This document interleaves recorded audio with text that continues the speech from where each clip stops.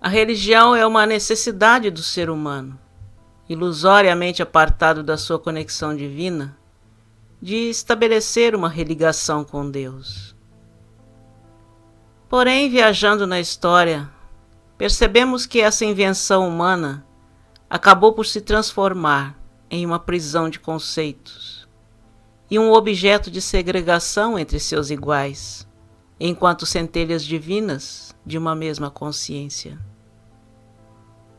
Sob o domínio do ego que ainda estamos, transformamos as religiões em uma matriz de poder e controle sobre aqueles que se julgam inferiores, ou melhor, que se deixaram convencer que são inferiores. Criamos verdadeiros rebanhos de androides, inconscientes e obedientes, reproduzindo um sistema de crenças sem qualquer senso crítico sobre o mesmo. Eu arrisco dizer, pelas pesquisas e estudos que fiz, que a intolerância religiosa é a maior causa da violência no planeta. Mais do que a segregação racial, gentilmente apelidada de patriotismo. Quase todos os grupos radicais que operam ou operaram no mundo nasceram da má compreensão ou do mau uso intencional da religião dogmática e fundamentalista. Seja lá com que nome se apresente, Cruzadas, Santa Inquisição, Jesuitismo, Talibã, Hamas, etc. Todos são crias da segregação gerada pela intolerância religiosa. Porém, muito antes desses conflitos conhecidos e vividos da história moderna, a história antiga se apresenta igualmente recheada deles.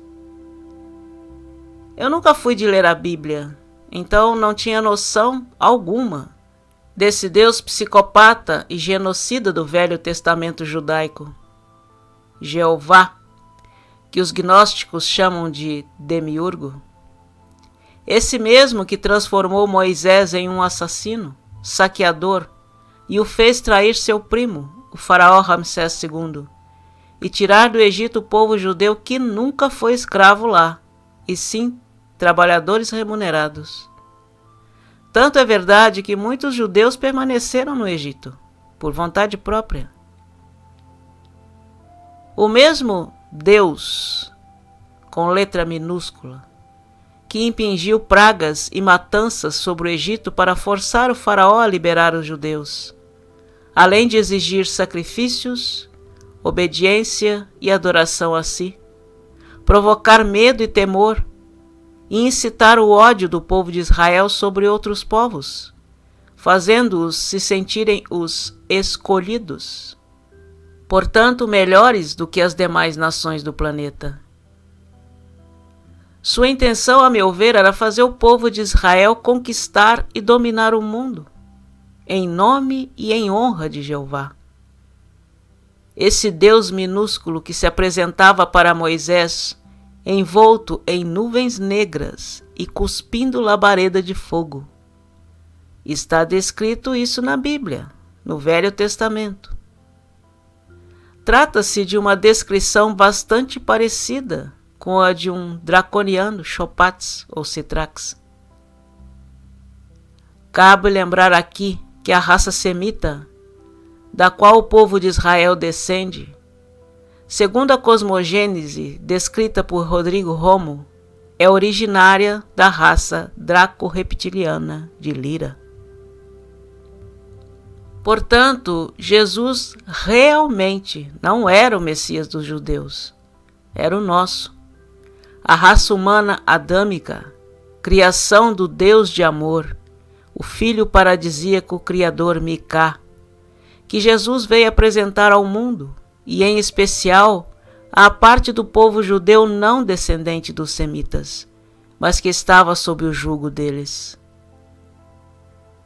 Vale dizer então que os 10 mandamentos foram para o povo judeu, especificamente o grupo de rebeldes que saiu do Egito, e não para a humanidade.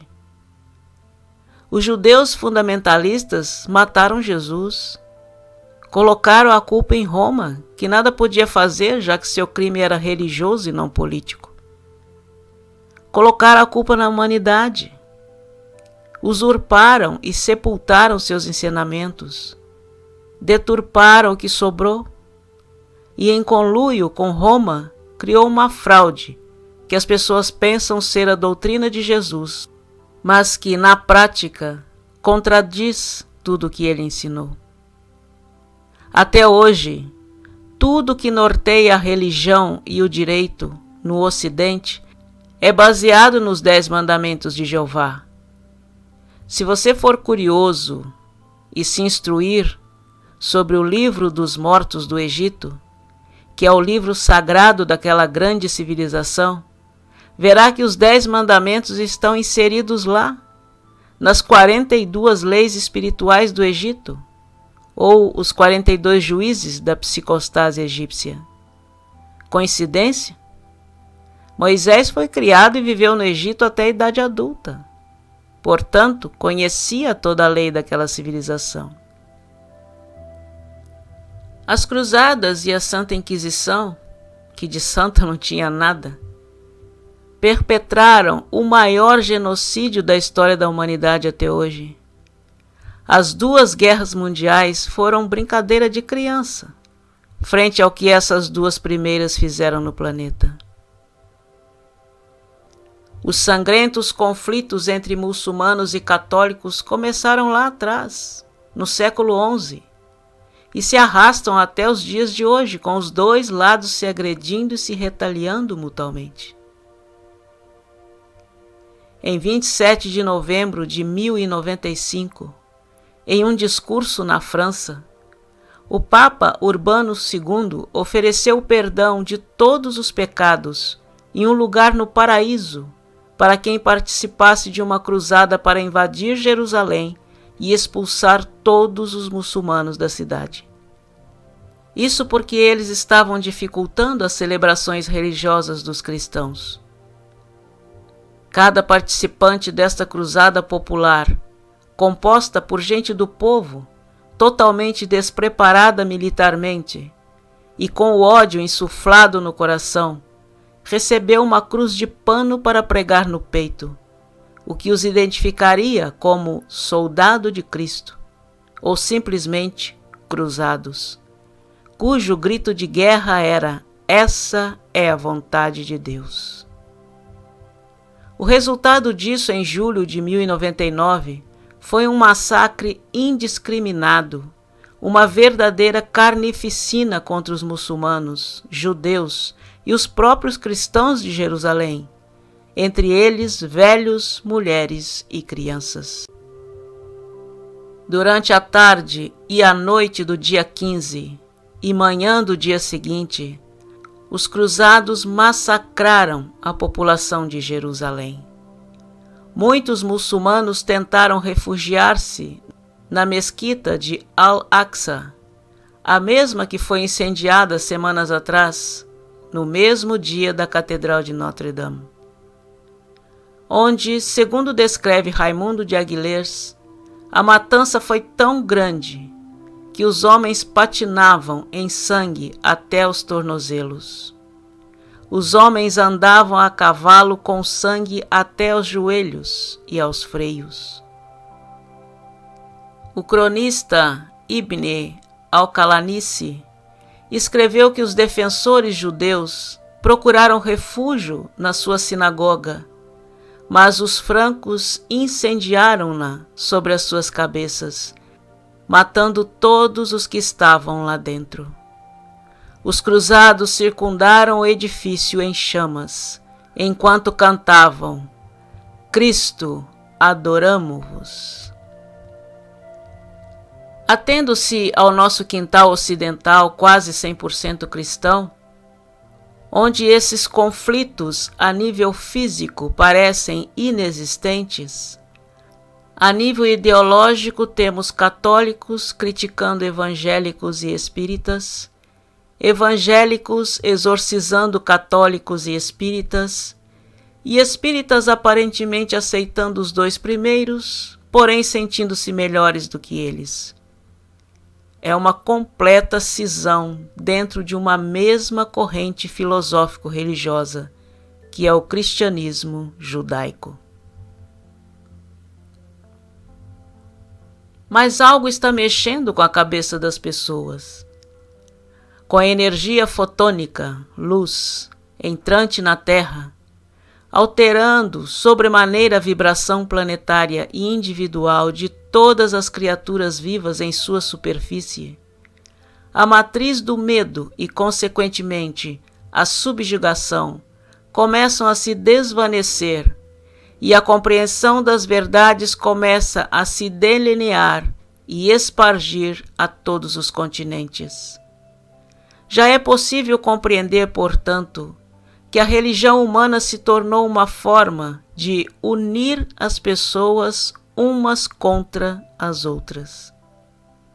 É a segregação, a separação que favorecem o poder e o controle mental de poucos sobre bilhões de seres, o que mantém o humano manipulado, alienado de si e distanciado de Deus.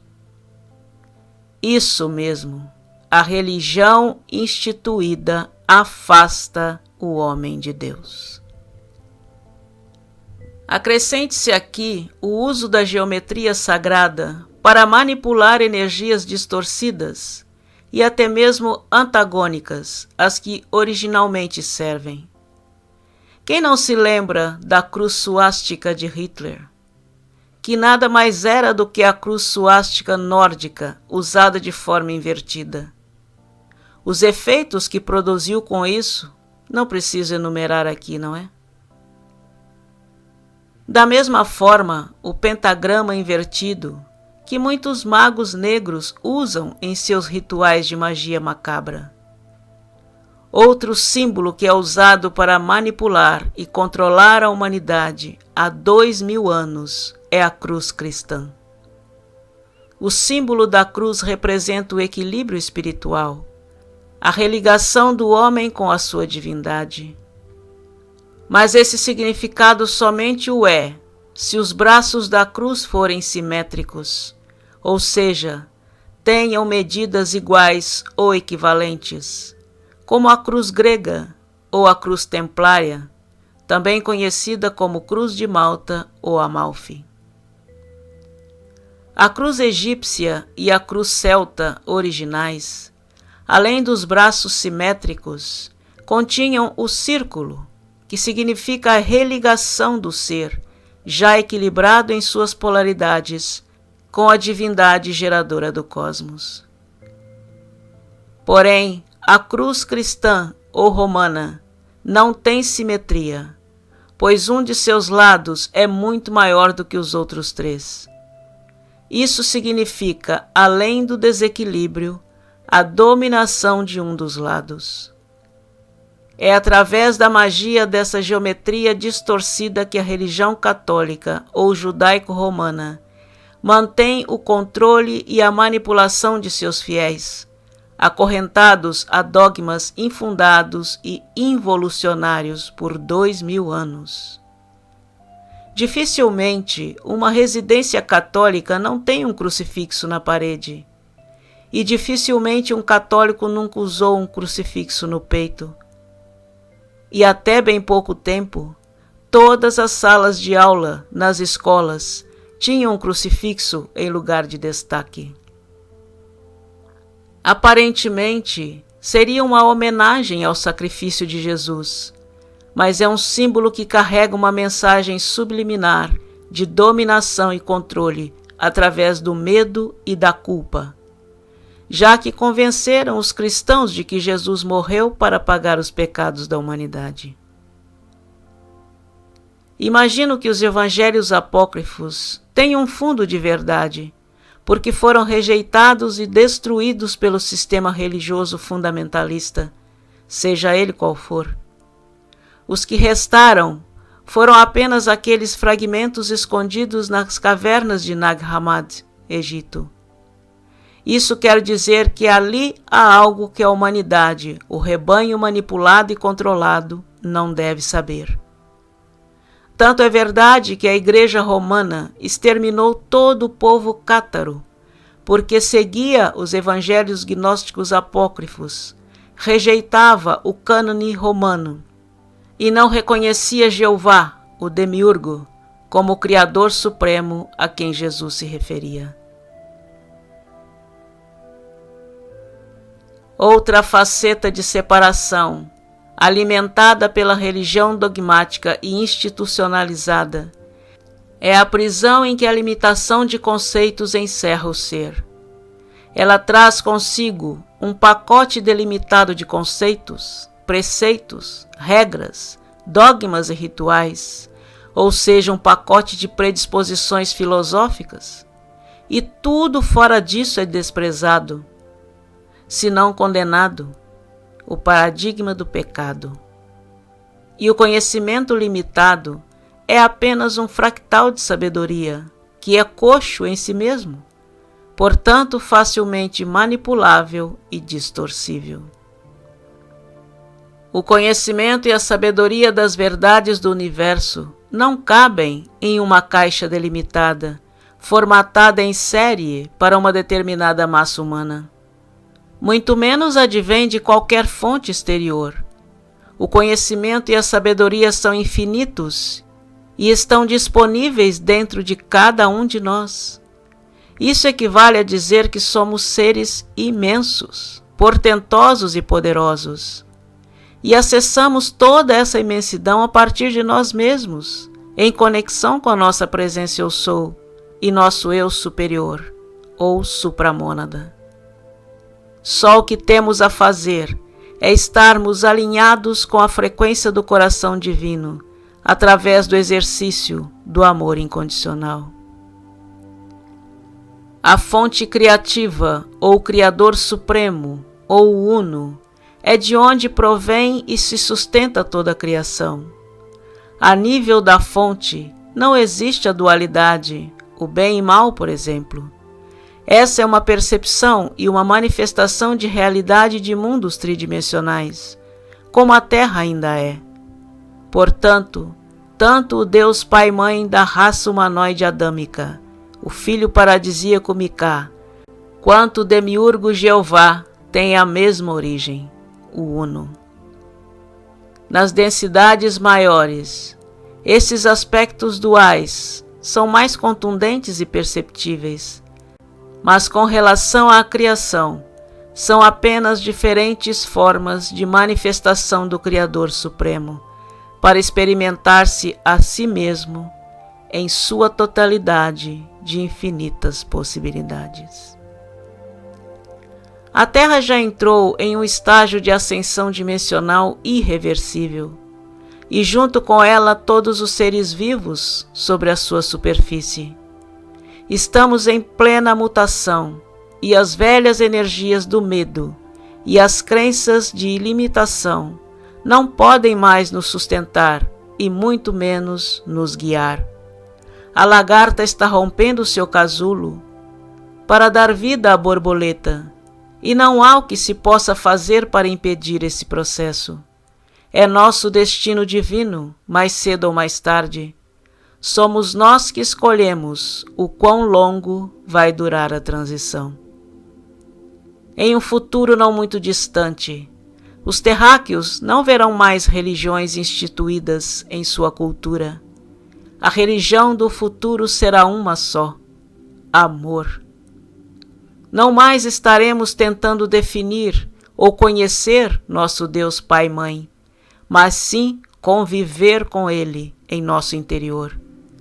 A teologia, estudo de Deus, cederá lugar à teurgia, integração com Deus e a cocriação na obra divina. Afinal, nós, a raça humanoide adâmica, em qualquer quadrante dos muitos universos, somos todos um com Ele.